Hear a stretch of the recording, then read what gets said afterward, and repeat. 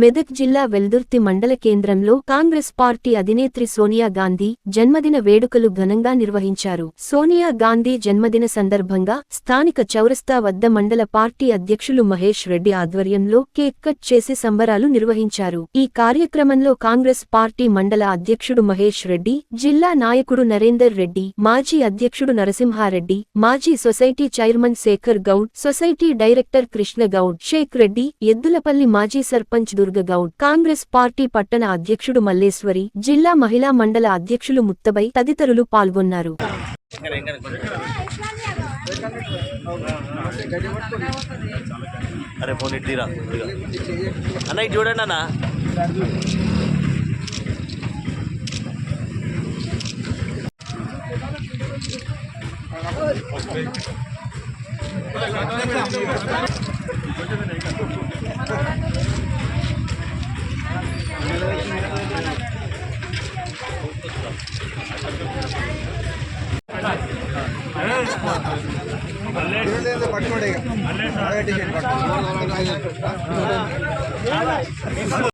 ఈరోజు 6 దశాబ్దాల కాల నిలవేర్చిన తల్లి సోనియా గాంధీ గారి పుట్టినరోజు వేడుకలు వెల్దుర్తి పట్టణంలోని కార్యకర్తల మధ్య ఈరోజు ఇక్కడికి వచ్చేసినటువంటి మండల పార్టీ అధ్యక్షుడు మహేష్ రెడ్డి,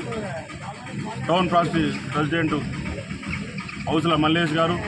అలాగే మాజీ అధ్యక్షుడు నరసింహారెడ్డి గారు, మాజీ సర్పంచ్ శేఖర్ గౌడ్ గారు, దుర్గగౌడ్ గారు, అలాగే చాలామంది ఉన్నారు, శేఖరెడ్డి గారు, అందరికీ ముక్తాబాయి గారు, అందరికీ నా హృదయపూర్వక నమస్కారాలు తెలియజేస్తూ పత్రికా మిత్రులకు,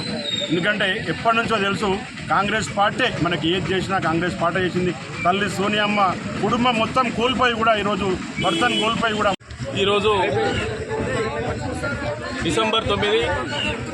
సోనియా గాంధీ గారి 78వ జన్మదిన వేడుకలు వెల్దుర్తి మండల వ్యాప్తంగా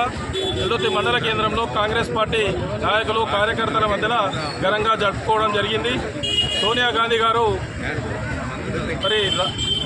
రాజీవ్ గాంధీని వివాహం ఆడిన తర్వాత తన సొంత అత్తైనటువంటి ఇందిరాగాంధీ గారిని భర్తను కోల్పోయి తన కర్మభూమి అయినటువంటి